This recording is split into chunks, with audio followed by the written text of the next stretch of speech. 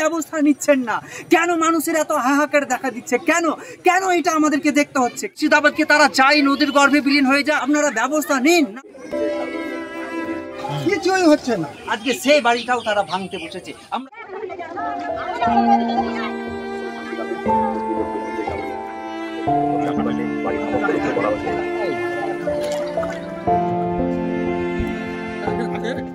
আমরা আবার চলে এসেছি তারানগরে। এর আগে আমরা দুইবার এসে এই জায়গাটা পর্যবেক্ষণ করে গেছি। তো তখন পরিস্থিতি একরকম ছিল, কিন্তু এখন পরিস্থিতি আরো ভয়াবহ রূপ ধারণ করেছে।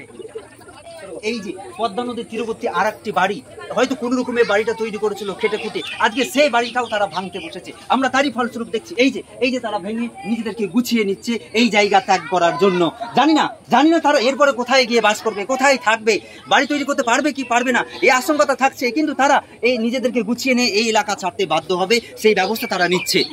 একজন স্থানীয় ব্যক্তিদের কাছ থেকে শুনে নেব তারা এই মুহূর্তে কি চায়। একজন স্থানীয় মানুষকে পেয়েছি, ইনি হলেন সেই ব্যক্তি যার বাড়ি সেই নদীর গর্ভে হয়তো বিলীন হয়ে যাবে, একেবারেই ধারে রয়েছে, যেটা নদীর একেবারে সাইডে যে বাড়িটা রয়েছে সেই বাড়ির তিনি অধিবাসী, সেই বাড়ির মালিক। তো তিনি অত্যন্ত মন খারাপ করে এখানে বসে আছেন। আমি ওনার কাছে অনুরোধ করলাম যে আপনি আমাদের ক্যামেরাতে দুই এক কথা বলুন। উনি বললেন যে আমার বাড়ি নিয়ে আমি অত্যন্ত মানসিকভাবে বিপর্যস্ত, আমি ক্যামেরাতে কোনো কথা বলতে পারি। তবে উনি কথা না বললেও আমরা আর একজনকে পেয়েছি। আসলে উনি মানসিকভাবে বিপর্যস্ত, কারণ তার বাড়িটা নদীর গর্ভে তলিয়ে যেতে বসেছে, সেরকম পরিস্থিতিতে দাঁড়িয়ে আছে। আমরা আর একজন স্থানীয় ব্যক্তিকে পেয়েছি, ওনার কাছ থেকে আমরা দুই একটা কথা জেনে নেবো যে এই যে নদীর ভাঙন হতেই থাকছে, আপনাদের বাড়ি তলিয়ে যেতে বসেছে, এই পরিস্থিতিতে আপনারা কি ব্যবস্থা নিয়েছেন এবং প্রশাসনের কাছে কি চাইছেন একটু জানাবেন। প্রশাসন বলতে আমাদের ভাঙন হচ্ছে, আমাদের ছেলে মেয়ে বাল বাচ্চা কেউ থাকতে পারছে না ঘরে। রাত 12টায় 1টা 1:30টার সময় জেগেও থাকি। কী হবে? প্রশাসন এসে আপনার বলছে যে কাজ হবে, কাজের কোনো কিছুই নাই।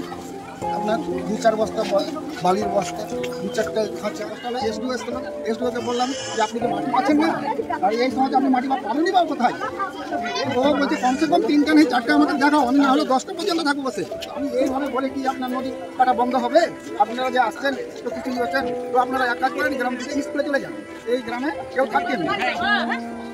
তাহলে আমরা দেখছি এসডিও সাহেব এসেছিলেন, বিডিও সাহেব এসেছিলেন, দারোগাবাবু এসেছিলেন, মেজবাবু এসেছিল, তার মানে আমরা স্থানীয় ব্যক্তির কাছে আমরা একটা ক্ষোভ কিন্তু স্পষ্ট করে দেখতে পেলাম যে এসডিও সাহেব, বিডিও সাহেব, বড়বাবু সাহেব সবাই এসেছেন, তিনারা কোনো রকম একটা প্রাথমিক একটা ব্যবস্থা নিয়েছেন, কিন্তু কোনো রকম উপযুক্ত কোনো ব্যবস্থা নেয়নি।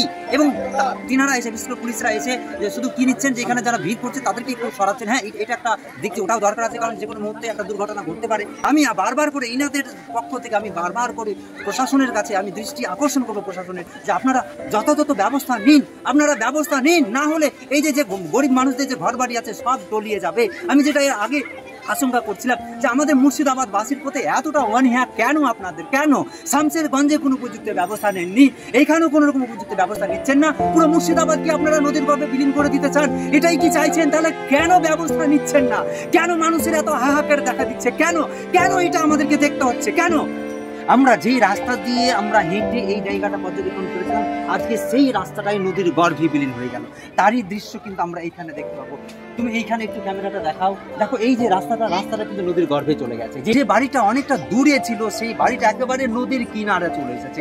আমরা যদি এই বাড়িটার দিকে লক্ষ্য করি, তারা এই সব কিছু গুছিয়ে বাইরে বেরিয়ে গেছে, তারা প্রস্তুতি নিয়ে নিয়েছে, কিন্তু তারা কত কষ্ট করে এই বাড়িটা করেছে সেটাও আর হয়তো আজকে রাতের মধ্যে বা কালকের মধ্যে হয়তো সেটাও নদীর। মানুষ এই পরিস্থিতি দেখার জন্য দূর দূরান্ত থেকে আসছে, এই জায়গাটা দেখছে, কিন্তু তাদের সমবেদনা ছাড়া আর কিছু বলার উপায় নাই, তাছাড়া আর কি বা করতে পারে। কিন্তু প্রশাসন যদি সঠিক সময়ে সঠিক ব্যবস্থা নিত, তাহলে আজকে এই হাল আর দেখতে হতো না, আজকে এরকম পরিস্থিতির মধ্যে এখানকার বাসিন্দাদের পড়তে হতো না। আমি বুঝতে পারছি না কেন মুর্শিদাবাদের প্রতি এতটা অনীহা প্রশাসনের।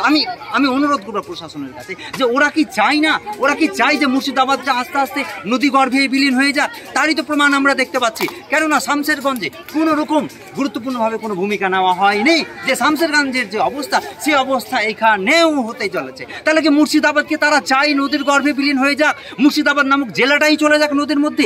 এরকম কিন্তু একটা প্রশ্ন থেকেই যাচ্ছে। মুর্শিদাবাদের প্রতি একটা অবহেলা আমরা বরঞ্চ অনেক দিন থেকে লক্ষ্য করে যাচ্ছি। এই ব্যাপারে আমাদের জনসাধারণ জনসাধারণকে একটু সচেতন হওয়া দরকার। এবং তার সাথে সাথে প্রশাসনের কাছে আমার আবদার, আমাদের ইএমএস ব্লগের পক্ষ থেকে আবদার, যে আপনারা কেন যথাযথ ব্যবস্থা নিচ্ছেন না, মুর্শিদাবাদকে কেন এতটা অবহেলা করছেন? যদি সঠিক সময়ে সঠিক ব্যবস্থা নিতেন তাহলে আজকে এই পরিস্থিতির মধ্যে পড়তে হতো না।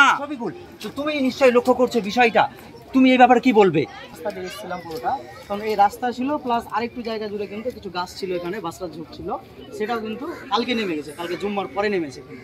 তো মানে কালকের একটা ঘটনা আমরা দেখেছিলাম ভিডিওতে, যে কীভাবে গাছটা নেমে গেল, মানে কয়েক সেকেন্ডের মধ্যেই বিলীন হয়ে গেছিলো। তার সাথে সাথে এদিকটা খুব একটা পারেনি, মানে যেহেতু এখানে কিছু বালি দেওয়া হয়েছিল বস্তাতে, কিন্তু এখানে কোনো ব্যবস্থা করা হয়নি। তুমি এই দিক থেকে একটু জুম করে ওইখানে দেখাও, ওখানে কিন্তু প্রচন্ড নদীর স্রোত রয়েছে এবং সেই নদীর স্রোত সরাসরি আঘাত করছে এই পাড়ে, যার ফলে এই যে রাস্তাটা যেটুকু টিকে আছে সেটুকুও হয়তো নদীর গর্ভে চলে যাবে। এবং তার ফলে ক্রমশ সামনের দিকে এগিয়ে এসে এই যে বাড়িঘর যারা হয়তো কোনো রকমের কষ্ট করে এই বাড়িটা তৈরি করেছে, তাদের বাড়িটাও হয়তো নদীর গর্ভে চলে যাবে। আমরা এই পরিস্থিতি আপনাদের সামনে তুলে ধরছি। আমরা ইএমএস ব্লগের পক্ষ থেকে এই যে আমরা দুটো ভিডিওর মাধ্যমে আগে আমরা এই তারানগরের ভিডিও আমরা দেখিয়েছি কি পরিস্থিতি ছিল, কিন্তু বর্তমানে পরিস্থিতি আরো জটিল হচ্ছে এবং জটিলতর হতে যাচ্ছে, যেটা আপনাদেরকে আমরা দেখাচ্ছি। হয়তো আজকে আমরা এখানে দাঁড়িয়ে আছি, হয়তো এখানে দাঁড়িয়ে থাকতে পারছি, কালকে বা দুদিন পরে হয়তো এই জায়গাটাও হয়তো থাকবেন নদীর গর্ভে। আপনারা যেভাবে মুর্শিদাবাদের প্রতি অবহেলা দেখিয়েছেন আর দেখাবেন না, প্লিজ আর দেখাবেন না। পুরো মুর্শিদাবাদকে জলের মধ্যে তলিয়ে দেবেন না, নদীর মধ্যে তলিয়ে দেবেন না। আপনারা যথাযথ ব্যবস্থা গ্রহণ করুন যাতে এই মুর্শিদাবাদবাসীরা একটু শান্তিতে বাস করতে পারে। এই আশাটুকু আমি রাখছি আপনাদের কাছে, এই অনুরোধটুকু রাখছি।